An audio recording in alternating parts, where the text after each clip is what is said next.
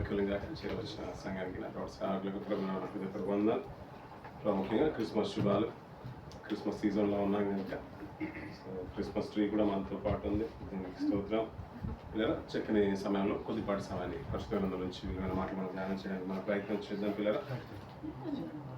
గలతీ రాష్ట్ర పత్రిక గతించిన వారంలో మనం విన్న మాటల నుంచి కొనసాగింపుగా కొన్ని మాటలు మనం జ్ఞాపకం చేసుకున్నాం. పిల్లలు 4వ వచనం చదువుతున్నాం పిల్లలు. అయితే కాలము పరిపూర్ణమైనప్పుడు దేవుడు తన కుమారుని పంపెను. ఆయన స్త్రీ యందు పుట్టి అన్నప్పుడు సరిపోతుంది పిల్లలు. గతించిన దినాల్లో కొన్ని మాటలు మన ప్రాముఖ్యమైన విషయాలు మాట్లాడుకున్నాం పిల్లలు. దేవుడు ఇచ్చిన లోకాల్లో చాలా మట్టుకు ప్రాధాన్యమైనది భూలోకము, దానికంటే ముఖ్యమైనది పరలోకము. ఆ ఉన్నతమైన రాష్ట్రంలో దేవుని ఇచ్చను బట్టి తన ఉద్దేశాలను నెరవేర్చడానికి భూమికి తన మానవుల్ని తన ప్రియ కుమారులుగా ఈ లోకంలోకి ప్రవేశపెట్టినప్పుడు మొట్టమొదటిగా ఆయన కలుగజేసింది ఆయన చేసిన, కలిగినది ఏదియో ఆయన లేకుండా కలిగినా కానీ ఆయన మొట్టమొదటిగా ఆయన నివసించాలని ఆశ కలిగి ఉండలేదు భూమి మీద. తన ప్రియ కుమారులను పంపించాలనుకున్నాడు. దాంట్లో భాగంగానే వచ్చిన వాళ్ళు ఆదాం గారు ఉన్నారు.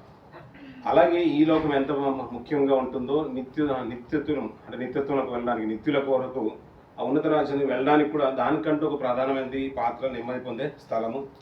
ఆ నెమ్మది పొందే స్థలానికి కూడా ఆయన వెళ్ళాలనుకోలేదు. మొట్టమొదటిగా ఆ నిత్యత్వాన్ని పరలోక రాజ్యానికి వెళ్ళకంటే ముందుగా ఒక నెమ్మదిని దేవుడు ఇవ్వాలనుకున్న, ఒక విశ్రాంతిని ఇవ్వాలనుకున్న అదే పాతాళ లోకంలో ఒక పరదేశంలో ఒక స్థానాన్ని మనం చూసాం. ఆ పరదేశంలో దాంతోపాటు ఉన్న యాత్ర స్థలాన్ని కూడా మనం జ్ఞాపకం చేసుకున్నాం. అంటే 3 లోకాలు మనకు కనబడుతున్నాయి.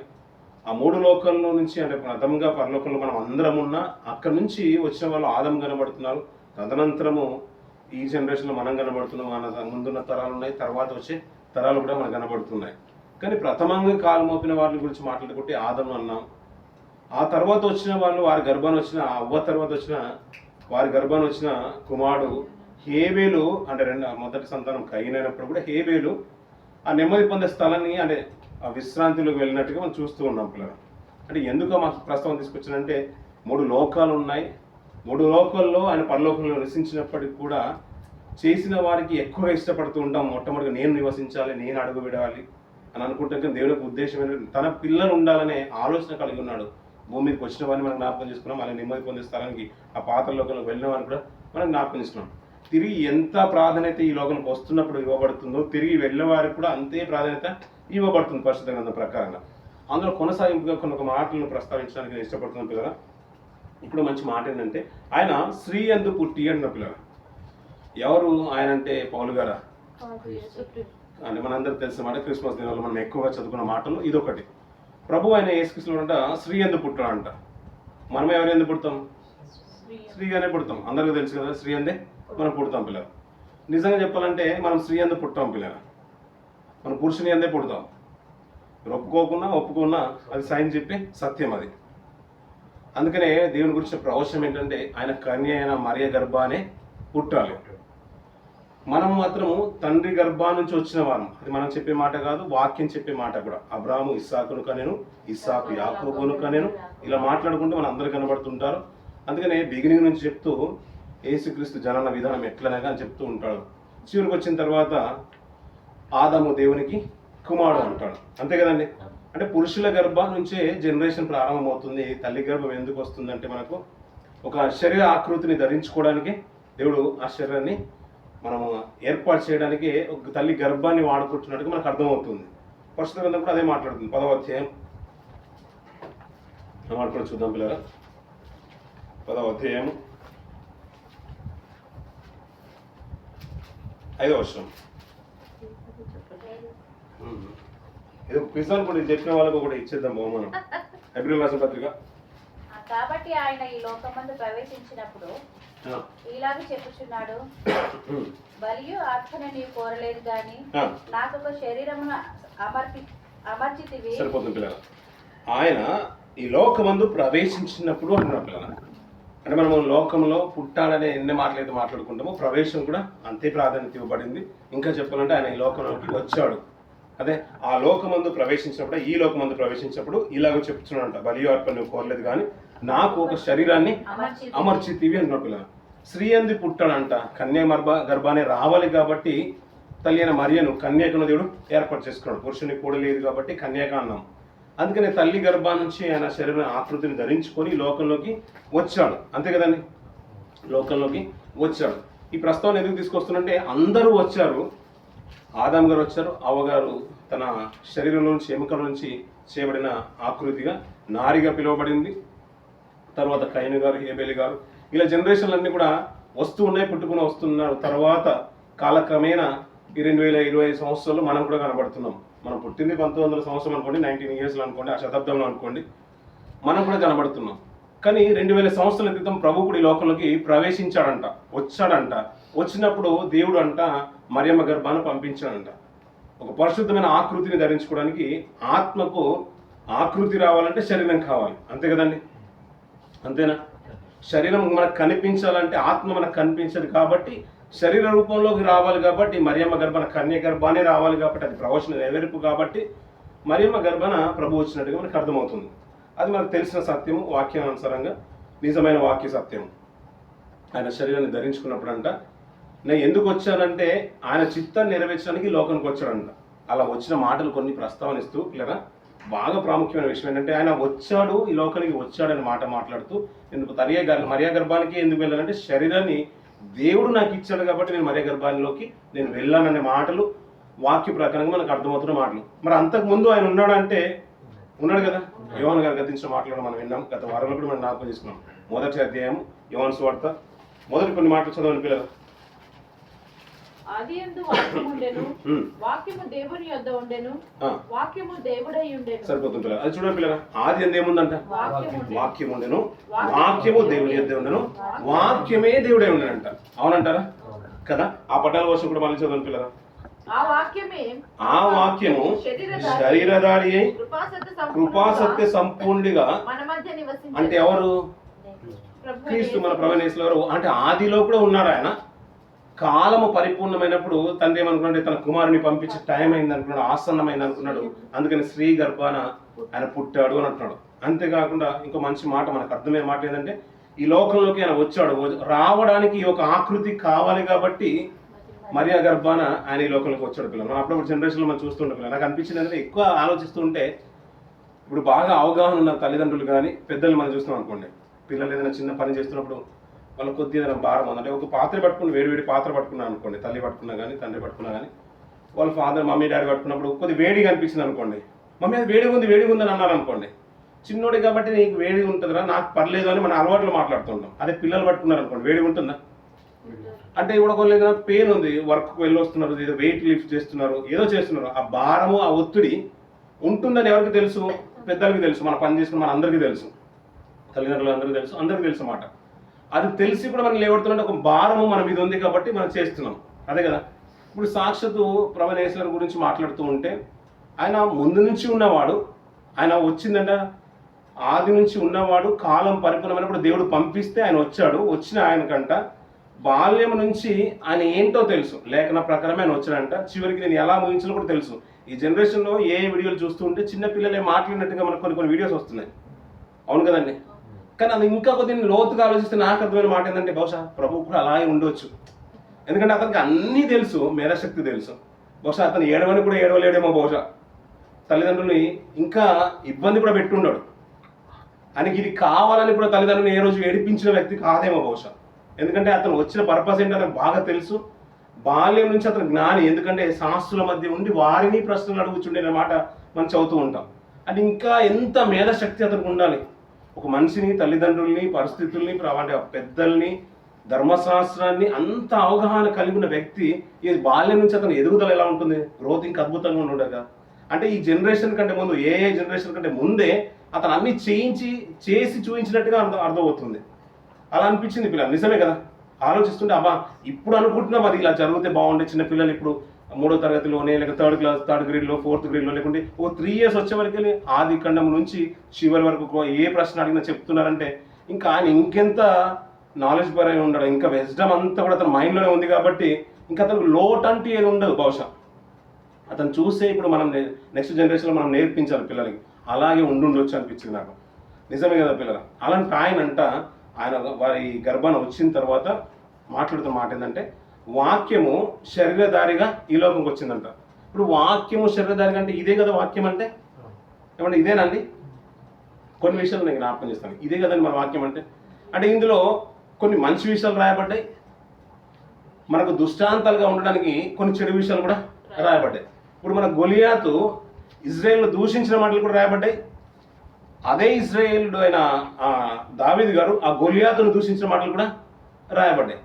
సాతాను బోధ చేసిన మాటలు కూడా రాయబడ్డాయి, దేవుడు బోధ చేసిన మాటలు కూడా రాయబడ్డాయి, భక్తులు మాట్లాడిన మాటలు రాయబడ్డాయి, అంటే భక్తిహీనులు పలికిన మాటలు కూడా రాయబడ్డాయి.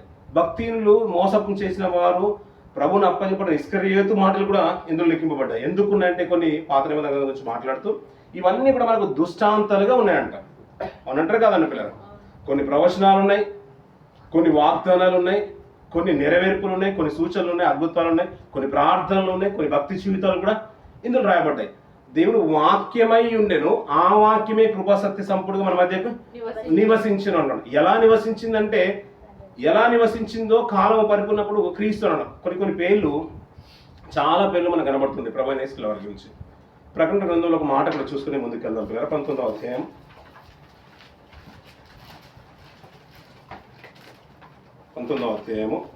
11వ వచనం చూడండి పిల్లలు. మరియు పరలోకం తెరవబడి చూచితిని.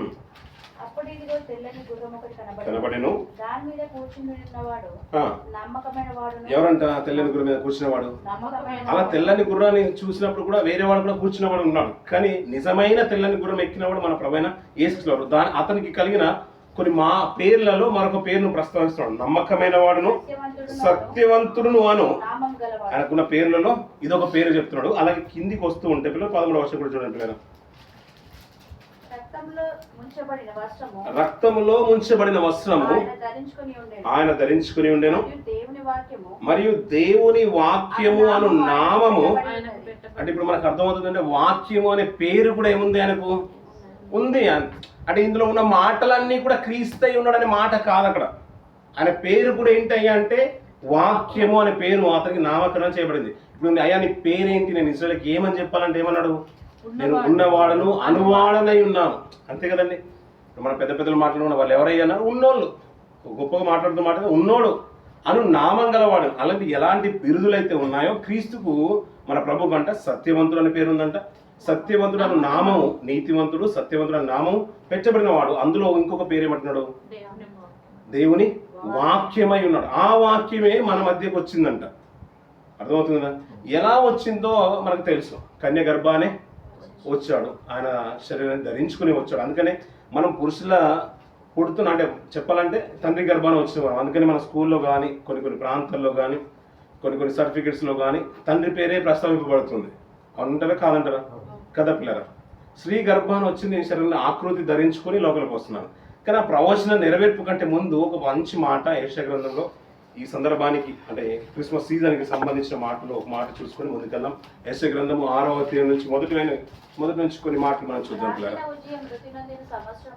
చూడండి పిల్లలు, రాజైన ఉజ్జియా మృతి నొందిన సంవత్సరం అంటున్న పిల్లలు. ఇవంతా కూడా మనకు బాగా తెలుసు మాట. 6వ అధ్యాయమైనా మనకి 7వ అధ్యాయమైనా 9వ అధ్యాయమైనా బాగా సుపరిచిత మాటలు. ఎక్కువగా చదువుకున్న కాలం ఏదైనా ఉందంటే అది నవంబర్ మొదలుకొని డిసెంబర్ కాలం అంతా కూడా ప్రతి ఇయర్ ఎవ్రీ ఇయర్ మనం చదువుకున్న ప్రవచనాల్లో ఇది ఒక భాగం పిల్లల. ఈ ప్రస్తావన చూడండి పిల్లల, రాజైన ఉజ్జియా మృతి నొందిన సంవత్సరం అంటున్నాడు పిల్లల. ఎందుకు రాజైన ఉజ్జియా అనే ప్రస్తావన అంతగా ప్రాముఖ్యత చెందిందంటే మీకు బాగా తెలుసు. గతించిన సంవత్సరాల క్రితం పిల్లల మనము అంటే తెలుగు రాష్ట్రాలన్నీ కూడా ఉమ్మడిగా ఉన్నప్పుడు, తెలంగాణ ఆంధ్రప్రదేశ్ ఉమ్మడిగా ఉన్నప్పుడు వైఎస్ రాజశేఖర రెడ్డి గారు చనిపోయిన తర్వాత ఆ కాలం ఏ రీతిగా జరిగిందో మనకు బాగా తెలుసు. మనం ఎక్కువగా మనకు అప్పుడు ముఖ్యమంత్రిగా ఉన్న కాలంలో ఆయన చనిపోవాలి కాబట్టి మనకు బాగా తెలుసు. ఆ ప్రస్తావన అలాగే ఉంచుకోండి. ఇక్కడ చూడండి, రాజైన ఉజ్జియా మృతి నొందిన సంవత్సరమున అత్యున్నతమైన సింహాసనమందు ప్రభు ఆసీనుడై ఉండగా చూచితిని, ఆయన చొక్కాయి అంచులు దేవాలయం నిండుకొనెను, ఆయనకు పైగా సేరాపులు నిలిచి ఉండేది, ఒక్కొక్కరికి 6 రెక్కలుండెను, ప్రతివాడు 2 రెక్కలతో తన ముఖమును రెంటితో తన కాళ్ళను కప్పుకొంచు. సరిపోతుంది పిల్లలు. ఇదంతా కింది చదువుతుంటే మనం ఎక్కువ చదువుతున్న మాటలు, ప్రస్తావిస్తున్న మాటలు, మన ప్రార్థనలో కూడా జ్ఞాపకం చేసుకున్న మాటలు. కానీ ఆ కాలం ఏంటయ్యా అంటే ఏ సీజను ఏ సంవత్సరం అని చెప్పడానికి మనకు అర్థం అవడానికి మాట్లాడుతున్న మాట ఏంటంటే ఉజియా, రాజైన ఉజియా. ఈ రాజు ఎవరికి రాజులుగా ఉన్నారు? యూదులకు. యూదా రాజైన ఉజియా కాలం. ఆ రాజు మృత్యు నొందిన కాలంలో, ఇందాక మన వైఎస్ రాజశేఖర రెడ్డి గారి కాలం అన్నప్పుడు పిల్లలు, అతను మృత్యు నొందిన కాలంలోనే కాంగ్రెస్ పార్టీ సెంట్రల్లో ఒక మీటింగ్ అరేంజ్ చేసింది. అతను మృత్యు నొందిన వెంటనే, ఎందుకంటే ముఖ్యమంత్రి గారు, ఒక రాష్ట్రానికి ముఖ్యమంత్రి గారు, వారి తర్వాత కొన్ని అంటే వారి తదనంలోనే నిజంగా కాంగ్రెస్కి చాలా మటుకు సీట్లు వచ్చాయి. ఎంపీ సీట్లు కూడా వాళ్ళు గెలుపొందారు కాబట్టి కేంద్రంలో కూడా బలంగా ఉండేది. అందుకని ఆయన చనిపోయాడు కాబట్టి ఒక సెంట్రల్ మీటింగ్ అరేంజ్ చేశారు పిల్లలు. మామూలుగా అంత ఇంత కాదు, పెద్ద మొత్తంలో చేశారు. తర్వాత కాబోయే ముఖ్యమంత్రి ఎవరు, పార్టీని ఎవరు నడిపిస్తారు, ఇదంతా చూసుకోవడానికి. అది ఎంత ప్రాధాన్యత సంతరించుకుందో ఈ యూద జాతికి కూడా రాజైన ఉజ్జియా చనిపోయిన తర్వాత ఎక్కడ మీటింగ్ జరుగుతుందంట? అక్కడ చూడండి పిల్లలు, అత్యున్నతమైన సింహాసనం ముందు ప్రభు ఆశీనుడంట పరలోకంలో మీటింగ్ జరుగుతుందంట. ఇక్కడ చనిపోతే ఎక్కడ మీటింగ్ జరుగుతుంది? పరలోకంలో మీటింగ్ జరుగుతుంది. ఎందుకంటే రాజు చనిపోయాడు. అది ఎవరికి రాజు అంటే యూదా జాతికి ఒక రాజు. అతను చనిపోతే ప్రాబ్లం ఏంటి?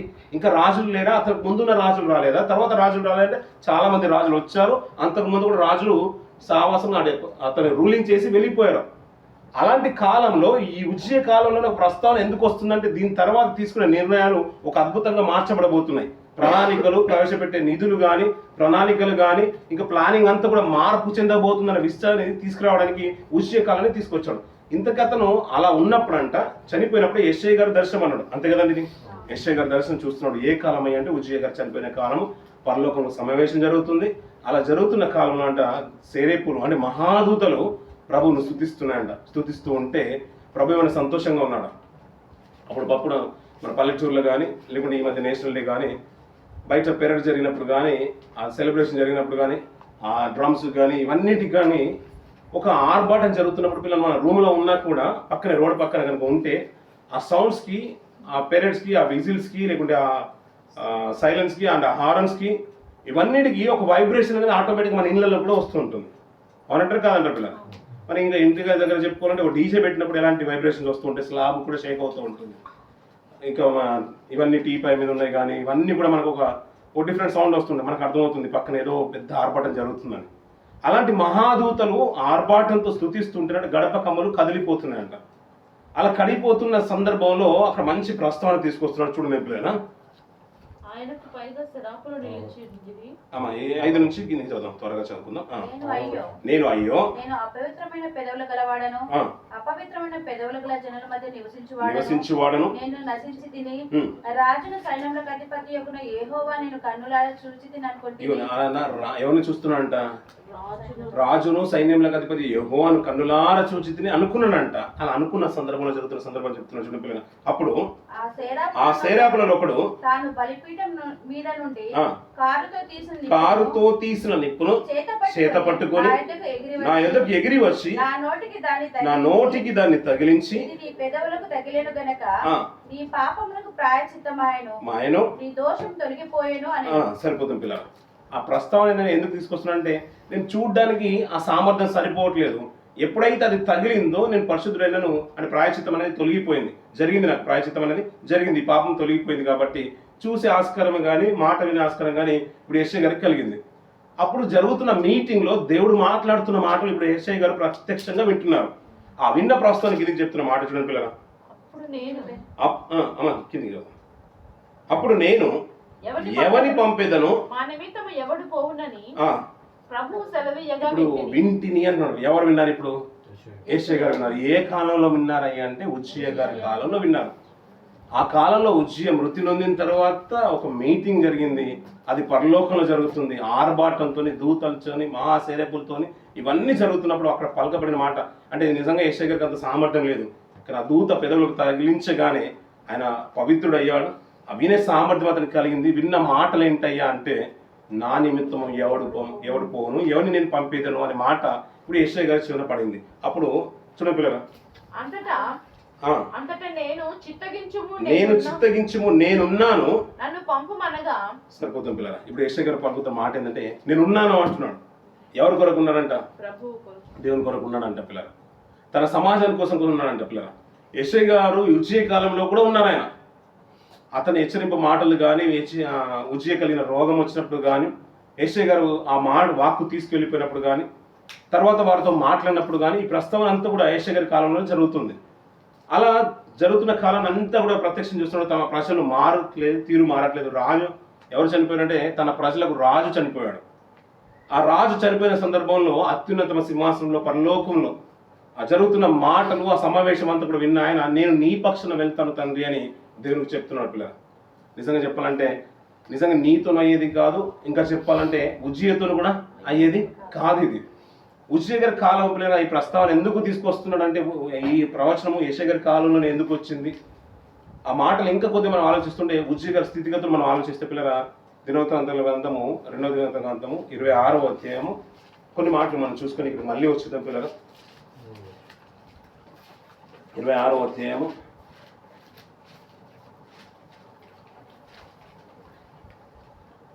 26వ అధ్యాయము 3వ వచనం నుంచి కొన్ని మాటలు చూడండి పిల్లలు. ఉజ్జియా ఏలన ఆరంభించినప్పుడు 16 ఏండ్ల వాడై యెరూషలేములో 82 సంవత్సరములు ఏలెను. చూడండి పిల్లల ఎన్ని సంవత్సరాలు ఏనంట? 52. ఆల్మోస్ట్ దీని ఏమంటాం మనం, గోల్డెన్ జూబ్లీ అంతే కదండి. 50 సంవత్సరాలు ఇజ్రాయెల్ని, యూదుల్ని ఏలేశాడు పిల్లల. అతను ఏలిన కాలం ఎన్నో ఏట ప్రారంభమైందంటే 16 ఏళ్ళ వయసు, అంటే 16 సంవత్సరాలు. 16 ఇయర్స్లో రూలింగ్ స్టార్ట్ చేసి 52 సంవత్సరాలు ఏలేస్తారండి పిల్లల. ఆయన గురించి మాట్లాడుతున్న మాట ఏంటంటే పిల్లల, నిజంగా అతను బ్రతుకును చూస్తుంటే చాలా అద్భుతంగా బ్రతికాడు, గొప్పగా బ్రతికాడు. ఎప్పుడైతే అతను ఒక మాట, అతని గురించి మాట్లాడుతున్న మాట చూస్తున్నట్లయితే పిల్లల, కిందికి యెహోవా దృష్టికి యథార్థంగా ప్రవర్తించెను, దేవుని ప్రత్యక్షత తెలివి కలిగి జకర్యా దినములలో అతడు దేవుణ్ణి ఆశ్రయించెను. అతడు యెహోవాను ఆశ్రయించినంత కాలము దేవుడు అతన్ని వర్ధిల్ల చేసెను. సరిపోదు పిల్లల ఆ మాట చూడండి పిల్లల, యెహోవాను ఆశ్రయించినంత కాలము దేవుడు అతన్ని వర్ధిల్ల చేసెను అంటున్న పిల్లల. మనం కూడా పిల్లలు అప్పుడప్పుడు వర్ధిల్లుతున్నామంటే నిజంగా ఉజ్జియ గారిని దగ్గర పెట్టుకోవాలి. మనం వర్ధిల్లుతున్నామంటే కారణం ఏంటంటే మనం ఎవరినో అంటే దేవుణ్ణి ఆశ్రయిస్తున్నాము, నమ్మకంగా బ్రతుకుతున్నాం. మన కుటుంబంలో నా భర్తనో, నా భార్యనో, నా పిల్లలు నమ్మకంగా ఉంటున్నారు కాబట్టి మనం వర్ధిల్లుతున్నాం అనే విషయం మనకు అర్థం అవ్వాలి పిల్లరా. ఆ వర్ధిల్లిన దాని స్థితిని బట్టి ఎల్లప్పుడు ఇందాక చదువుకున్న కీర్తన కూడా మనకు జ్ఞాపకం ఉండాలి. కృతదాస్తుతులతో నిన్ను ఆరాధించేదను, నన్ను స్తుతించేదను, అదంట చాలా గొప్పదంట. ఎంత గొప్పదో ఆ మాట చూడండి పిల్లరా. ఇందాక చదువుకున్న కీర్తన 69వ అధ్యాయము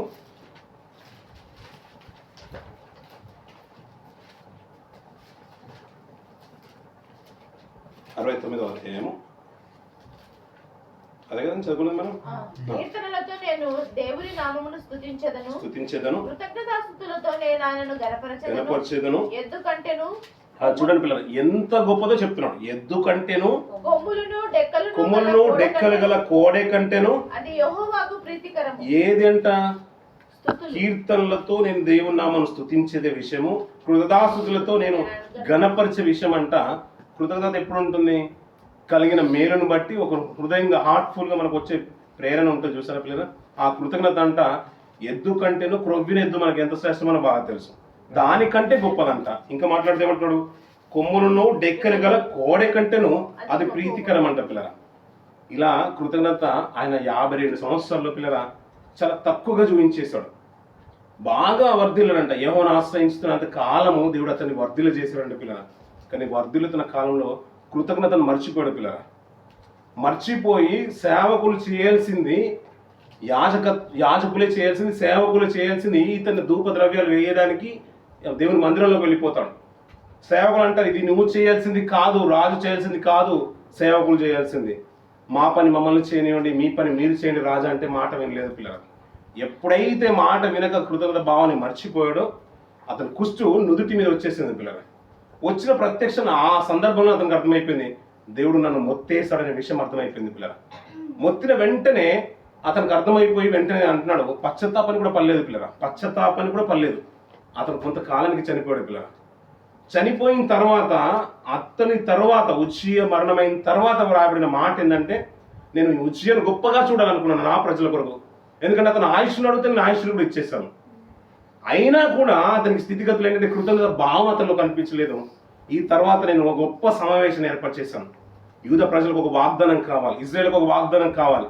అలాంటి తరుణంలో యేషయ్య గారి కాలంలో ఒక ప్రవచన పూర్వకంగా అతను ముందుకు వెళ్తున్న కాలంలో నేను చూస్తున్నాను, నా నిమిత్తం ఎవరు పోదునన్న మాట నాకు చెవినపడగానే నేను వెళ్తున్నాను, యేషయ్య నువ్వు నా ప్రజలు మార్చేది కాదు, ఉజ్జయ మార్చేది కాదు, ఎవరో ఒకరు రావాలి. అది ఎవరు రావాలంటే సాక్షాత్తు ఎలాంటి స్థితిలో ఉండాలంటే ఇంకా అక్కడ మంచి మాట మాట్లాడతారు పిల్లలు. 13వ వచనం కింది భాగం చూడండి పిల్లలు, 6వ అధ్యాయం 13వ వచనం చివరి భాగం.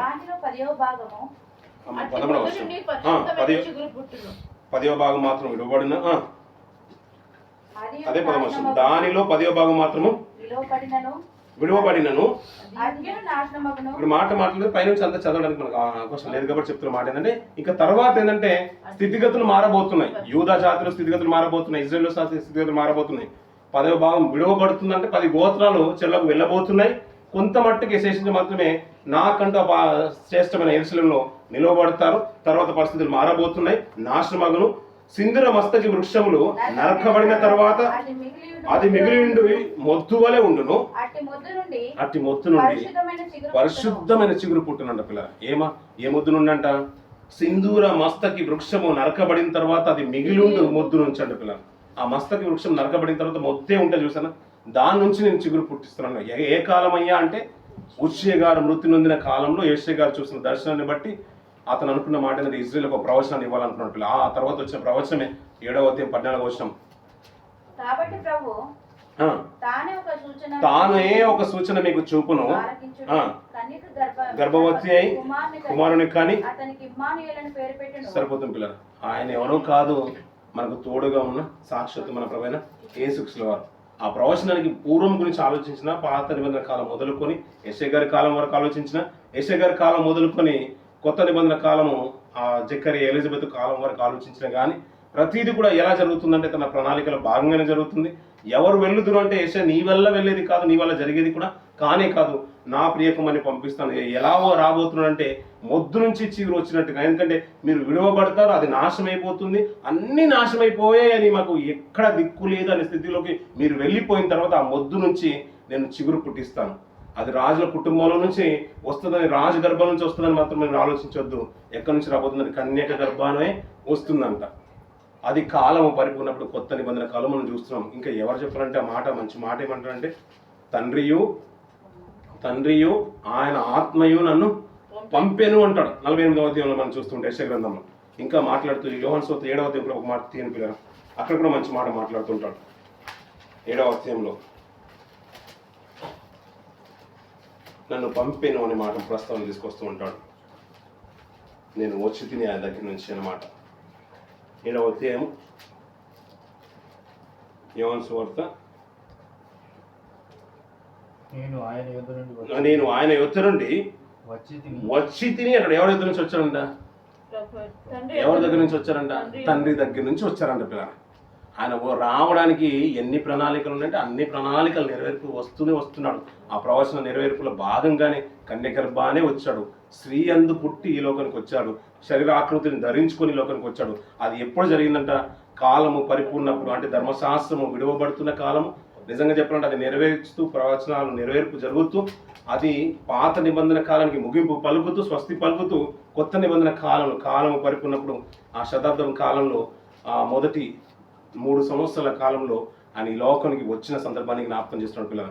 శరీరాకృతిని ధరించుకుని వచ్చాడంట పిల్లల. ఆ వాక్యము అన్నాడు. ఆయనకు ఎన్ని నామాలు ఉన్నాయంట? చాలా నామాలు ఉన్నాయి. వాక్యం అనే నామం కూడా అతనికి ఉంది పిల్లల. అందుకనే మనం ప్రతిసారి ఏంటంటే ప్రతి వచనం అంతా కూడా వాక్యం అనే వరకు వెళ్ళి మనం ఇదంతా కూడా ఆయనే అనుకున్నాం. నిజంగా చెప్పాలంటే నేను అలాగే అనుకున్నాను కొంతకాలం క్రితం. ఎందుకంటే పలికిన మాటలు, ప్రవక్తలు పలికిన మాటలు ఉన్నాయి, భక్తులు పలికిన మాటలు ఉన్నాయి, విశ్వాసులు పలికిన మాటలు ఉన్నాయి, రాజులు పలికిన మాటలు ఉన్నాయి, ఇంకా దూతలు పలికిన మాటలు ఉన్నాయి తన వర్తమానం తీసుకొచ్చినప్పుడు. అలాగే చాలా మంది వారి జీవితంలో చేసిన మేలును బట్టి కీర్తనలు కూడా లిఖింపబడ్డాయి. అన్నీ కూడా మనం ఇంకా పేతురు గారు మాట్లాడుతున్న మాట ఏంటంటే ప్రవక్తలు లిఖించిరి, పితరులు లిఖించిరి, పరిశుద్ధమైన ప్రవక్తలు లిఖించిరి అంటారు. పరిశుద్ధాత్మ ప్రేరేపబడిన వారు పలుకగా వీరు లిఖించిన మాటలు లేఖనంలో ఏది కూడా పుట్టదంట. అంటే ఆయన పలికింపగా వీరు లిఖించేస్తారు. మన గ్రంథంగా మనకు లిఖింపబడి మనకు వచ్చేసింది. ఆయనకున్న మాట ఏంటంటే వాక్యం అనే నామం కూడా అది ఉంది. మన యొద్ద నివసించను అన్న పిల్లలు. ఏమంటే సర్వసాధారణంగా ఒక మాట మనం జ్ఞాపకం చేసుకున్న పిల్లలు, ఇంటి నుంచి మనం బయటకు వెళ్తున్నామంటే ఒక పని ఉంటేనే మనం వెళ్తామండి, అంతే కదండి. పని లేకుండా మనం అప్పుడప్పుడు తిరగడానికి కూడా వెళ్తాం గాలి కొరకు. కానీ ఒక రాజు బయటికి వస్తున్నాడంటే ఎంత ఆర్భటం ఉంటుంది పిల్లలు. ఎంత ఆర్భాటం ఉంటుంది. అంత ఆర్భాటము అన్ని విధాలుగా అన్ని సెట్ అయిన తర్వాతనే ఈ లోకంలోకి వస్తూ ఉంటాడు, ఒక ప్రణాళిక ప్రకారంగానే వస్తుంటాడు. గతించిన కాలంలో కానీ మన దుబాయ్లో కానీ మనం ఇక్కడ అప్పుడప్పుడు రోడ్స్ అన్నీ క్లోజ్ అవుతూ ఉంటాయి, షేక్ వస్తున్నాడని మనకు అర్థమవుతూ ఉంటుంది. మన ముఖ్యమంత్రి మన మండలికి వచ్చినా మన డిస్టిక్ వచ్చినా కానీ బ్యారిగేడ్స్ అక్కడక్కడ రోడ్లన్నీ ఇక్కడ క్లోజ్ అయినట్టుగా మనకు అన్నీ కనబడుతూ ఉంటాయి పిల్లరా. అంత ఆర్భటం కనబడుతున్నప్పుడు అందరూ ముఖ్యమంత్రి వస్తున్నాడు అంటే పిల్లరా ఏదో ముఖ్యమైన ఉద్దేశమే ఉంటుంది. అలా రాజే వస్తున్నాడంటే ఇంకా ప్రాముఖ్యమైన విషయమే ఉంటుంది. మొన్న రష్యా ప్రెసిడెంట్ వచ్చారు, పుతిన్ గారు వచ్చారు, ఇంకంతా ఇంత కాదు హడావిడి. చాలా గొప్పగా అరేంజ్మెంట్స్ అరేంజ్ చేశారు, రెడ్ కార్పెట్ వేశారు. అంత గొప్ప అంటే ఏదో ఒక ప్రణాళికలో భాగంగానే కొన్ని ప్లానింగ్ కొన్ని డాక్యుమెంట్ సైన్ చేయడానికి, అగ్రిమెంట్ సైన్ చేయడానికి మంచి సూచనల కొరకే పిలిచారనే ఉద్దేశం మనకు అర్థమైపోయింది. దానికంటే ముందు ఇజ్రాయెల్ ప్రైమ్ మినిస్టర్ రావాలి, నెతన్యాహు గారు రావాలి, కానీ రాలేకపోయారు. వారికంటే ముందు జరిగిన లాస్ట్ పాకిస్తాన్ గారు జరిపించిన దాన్ని బట్టి అతను అలాగే ఉండిపోయాడు. ఇలాంటి కొన్ని జరుగుతున్నప్పుడు ఏంటంటే మనకు అర్థమయ్యే విషయం ఏంటంటే గొప్పవారే రాబోతున్నారు, మంచి కార్యం కొరకే రాబోతున్నారు విషయం మనకు అర్థమవుతుంది. కానీ మనకు ఒక మాట గుర్తుంచుకోవాలి పిల్లలు, మనం ఎప్పుడైనా కానీ ఒక జాబ్ చిన్న స్థితిలో స్టార్ట్ అయినప్పుడు మనం ఏమనుకుంటామంటే అభివృద్ధి కావాలని ఆశపడుతూ ఉంటాం. వాచ్మెన్ నుంచి కానీ, ఒక టీ బాయ్ నుంచి కానీ, తర్వాత మనం ప్రమోషన్ కావాలనుకుంటాం, మంచి పొజిషన్లకు రావాలనుకుంటాం, తర్వాత ఇంక్రిమెంట్స్ కావాలనుకుంటాం, తర్వాత ఒక మంచి పొజిషన్కి వచ్చి అభివృద్ధి కావాలనుకుంటాం పిల్లలు. అలాంటిది పరలోకంలో ఆది నుంచి ఉన్న ఆయన అంట దేవుడు ఉండేను, ఆ దేవుడు వాక్యమై ఉండను, ఆ వాక్యము దేవుడై ఉండను, ఆ దేవుడే ఆ వాక్యమే అంటే మన వద్ద నివసించిన కృపా సత్య సంపుడుగా ఉంటారు పిల్లలు. రాజు రావడానికి ఆర్భాటం కావాలి, చిన్నగా ఉన్న మనమే ఎదుగుదల కావాలనుకుంటాం, అభివృద్ధి కావాలనుకుంటాం. ఒక చిన్న అందరితో పాటు ఉన్న మనము ఎక్కడో ఉంటున్నామండి, నివాసం లేదు, చిన్న చెట్టుకి నీళ్ళని పడుకుంటున్నాను, ఫుట్పాత్ మీద ఉంటున్నాను, చిన్న గోడలు ఉన్న ఇల్లు దొరికినా పర్లేదు, చిన్న గోడలు ఉంటే చాలండి, గోడ పక్కన తల వాల్చుకుంటున్న ఆలోచన కలిగి ఉంటాం పిల్లల. తర్వాత రేకుల షెడ్ అయితే బాగుండి అనిపిస్తుంది గోడలు వచ్చిన తర్వాత. దాని మీద ఏదైనా కొద్ది పూరిలాగా నేను వేసుకుంటానండి అని అనుకుంటాం. తీరా ఏమనుకుంటే మట్టి గోడలండి, వర్షంకి అంతా కూడా అది అయిపోతుంది. సిమెంట్ గోడలు అయితే బాగుండేమనుకుంటాం పిల్లల. అది అయిన తర్వాత ఏమనుకుంటాం, మంచి ఇల్లు కట్టుకోవాలనుకుంటాం, మంచి ఇల్లు కాస్త డాబా ఇల్లు అయితే బాగుండేమనుకుంటాం, ఇంకొక ఫస్ట్ ఫ్లోర్ కావాలనుకుంటాం, సెకండ్ ఫ్లోర్ కావాలనుకుంటాం. అంటే దినదిన అభివృద్ధి మనం ఆశిస్తూ ఉంటాం పిల్లల. అలాంటిది ఆయన వచ్చిన విధానాన్ని జ్ఞాపకం చేస్తూ పిలుపులు రాసిన పత్రిక చూడండి పిల్లల, 2వ అధ్యాయం, పిలుపులు రాసిన పత్రిక 2వ అధ్యాయం 5వ వచనం నుంచి కిందికి చూడండి పిల్లలు. ఈ మనసు నీరును కలిగి ఉండుడి, ఆయన దేవుని స్వరూపం కలిగిన వాడై ఉండి దేవునితో సమానంగా ఉండుట విడిచిపెట్టకూడని భాగ్యమని ఎంచుకోలేదు గాని మనుషుల పోలికగా పుట్టి దాసుని స్వరూపము ధరించుకుని తను తానే రిక్తునిగా చేసుకునేను అంట పిల్లరా. మీకు ఆ మాట అర్థమవుతుందండి? రిక్తుడు అంటే రిక్త చేతులు, రిక్త హస్తము అనే మాట మనం ఎప్పుడైనా విన్నామా పిల్లలు? అంటే చేతుల్లో కూడా ఏమీ లేదు, చిల్లి గవ్వ లేదనుకోండి, రిక్త హస్తులమై ఉన్నామండి. మీరే శరణు మీరే దిక్కు అనే మాటలు మనం అప్పుడప్పుడు మనం వినేవాళ్ళం, పెద్దలు అంటున్న మాట. రిక్తాస్తలు ఏమీ లేదు, రిక్తుడుగా ఉన్నాడు అంటే ఏమీ లేదు. కడు బీద కుటుంబంలో వచ్చాడు, గతించిన దినాలు. అదే ఇంతకుముందు కూడా మనం అదే మాట అన్నాను నేను. ఏమనంటే నిజంగా నాకు ఇది కావాలని కూడా చిన్నప్పటి నుంచి తల్లిదండ్రులను వేధించిన వారు అంటే కొడుకు కాదనుకుంటా బహుశా. ఎందుకంటే అతనికి అన్నీ తెలుసు, నేను వచ్చిన ఉద్దేశం బాగా తెలుసు, నేను ఎందుకు ఈ లోకానికి వస్తున్నానో కూడా బాగా తెలుసు. అలాంటిది నాకు అది కొనివ్వని, నాకు ఇది కొనివ్వని, నాకు అది కావాలని ఏ రోజు తల్లిదండ్రులని తన ఇంకా బంధువర్గాన్ని కూడా ఏ రోజు కూడా బాధ పెట్టిన వ్యక్తి కావచ్చు బహుశా ప్రభు. ఎందుకంటే అతను వచ్చిన ఉద్దేశం తెలుసు. రిక్తాస్తుడికి వచ్చాడు, మరీ కడు మీద కుటుంబంలో వచ్చేసిన పిల్లలు. ఎందుకంటే తన ధనవంతుడేముడు దారిద్రుడయ్యాను, తన దారిద్ర్యం వల్ల మనల్ని ధనవంతులుగా చూడాలనుకున్నాడంట పిల్లలు. ఆ మాట చూడండి పిల్లలు. తను దేవుని స్వరూపం కలిగి ఉండి దేవునితో సమానంగా ఉండట విడిచిపెట్టకూడని భాగ్యమని ఎంచుకోలేదు కానీ మనుషుల పోలికగా పుట్టి దాసుని స్వరూపం ధరించుకున్నాడట. ఎవరి స్వరూపం అంట? ఇంకా మామూలు స్వరూపం కాదంట, మనుషుని యొక్క స్వరూపమే కాదంట. ఇంకో మాట ఏంటంటే పిల్లల, మనుషుల పోలికగా పుట్టే మాట ఎందుకు మాట్లాడుతున్నాడు? స్త్రీ అందే పుట్టాడని ఎందుకు అంటున్నాడంటే ఇది భూలోకము పిల్లల. భూలోకము నరులకు నివాసయోగ్యమైన భూలోకం అంటాడు యోగ గారు. నరులకు నివాసయోగ్యమైన భూలోకము. అందుకని ఏమనంటే పరలోకంలో ఉన్నప్పుడు ఆయన ముందున్నాడు, ప్రథమమైన వాడిగా ఉన్నాడు, ప్రథమ ఫలము అంటాడు. నేను ప్రథమమైన దానిగా సృష్టింపబడితే అంటాడు. దీన్ని అంతటిని చూసి నేను ఆనందించి చుట్టిని అంటాడు. అలాంటిది ఆయన భూలోకంలోకి మనుషులు పంపిస్తున్నప్పుడు అంట నేను రావాలని అనుకోలేదు, ముందుగా ఆదామును ప్రవేశపెట్టేశాడు. శరీరం ఇచ్చి మట్టి నుంచి ఆకారాన్ని ఏర్పాటు చేసి, అందుకనే మన బాడీలోనంట ఆల్మోస్ట్ అన్ని అంటే కణజాలు మట్టిలో నుంచి వచ్చినవే ఉంటాయంట. అందుకని మన్నైపోవడానికి ఆస్కారం ఎక్కువగా ఉంది, మన్నైపోవడానికి ఆస్కారం ఉంది. ఇలా మాట్లాడుతుంటే కొంతకాలానికి కాలం పరిపినప్పుడు ప్రభువు కూడా రావాలి కాబట్టి ఆ నరరూపిగా రావాలంటే ఆ ఆకారము తల్లి గర్భంలో నుంచి రావాలి. అందుకనే మనుషుని రూపం మార్చుకునే పిల్లలు మనుషుల పోలికగా పుట్టి దాసుని స్వరూపం ధరించుకున్నాడు. అంటే ఈ లోకంలోకి రావాలంటే మనిషికి ఏముండాలి? ఇప్పుడు రూపం ఉండాలి, ఒక శరీరం ఉండాలి. అది శరీరము మట్టికి సంబంధించిందే ఉండాలి, అది తల్లి గర్భం నుంచి కావాలి. కాబట్టి మరియమ్మ గర్భాన ఆయన లోకానికి వచ్చినట్టు మాట. ఎందుకంటే భూలోకంలో నివసించడానికి వచ్చేసాడు కాబట్టి, నరులకు నివాస యోగ్యమైనది భూలోకం కాబట్టి అది నరుడుగా పిలువబడాలంటే ఏముండాలి? ఇప్పుడు ఆకారం కావాలి. దాని కొరకు మనుషుల పోలికగా పుట్టి దాసుని స్వరూపం ధరించుకొని తను తాను రిక్తినిగా చేసుకుని మరియు ఆయన ఆకారమందు మనుషుడిగా కనబడి మరణము పొందునంతగా అనగా శిలువ మరణం పొందునంతగా విధేయత చూపిన వాడై తన్ను తాను తగ్గించుకుని అంటున్నారు. ఎందుకంటే వెళ్ళాల్సిన వారు, నేను అదే మాట మాట్లాడాను గతించిన దినంలో జ్ఞాపకం చేసిన మాట ఏంటంటే, వస్తున్నారు కానీ తిరిగి ఆ నిత్యత్వం వెళ్ళేవారు కరువైపోతున్నారు, కొదువైపోతున్నారు. పిల్లలు నీకు రావడం చేత కావట్లేదు. ఈ లోకంలో వస్తున్నారు అందరూ, జనరేషన్ డెవలప్ అవుతుంది. ఒకప్పుడు పిల్లలు చైనా ముందున్నారు, గతించిన కొన్ని సంవత్సరాల క్రితం భారతదేశమే ముందుందంట. దేంట్లో అండి? జీడిపిలో కాదు, ప్రపంచ జనాభాలో మనం ఇంచుమించు 800 కోట్ల జనాభా అనుకుంటే 820 కోట్ల జనాభా అనుకుంటున్నంట. అందులో ఒకప్పుడు చైనా ముందు ఉండేదంట జనాభాలో, పాపులేషన్లో. ఇప్పుడు ఎవరు ఉన్నారంట? మనమే ఉన్నామంట పిల్లలు. అది కూడా గర్వకారణమే కదా పిల్లలు, మనమే ఉన్నామంట పిల్లలు. నిజంగా అనిపించింది, క్రైస్తవులు ఎక్కువ మంది ఉన్నారండి, చాలా మంది ఎక్కువ ఉన్నారండి. మనం గొప్పగా చెప్పుకుంటాం కానీ ఎంతమంది ఉన్నారు ఆ నిత్యత్వం కైవసం చేసుకోవడానికి? నిజం కదా పిల్లలు. దోమలు లేని దేశాలను చూస్తున్నాం, పాములు లేని దేశాలను చూస్తున్నాం, రోగాలు లేని దేశాలను చూస్తున్నాం.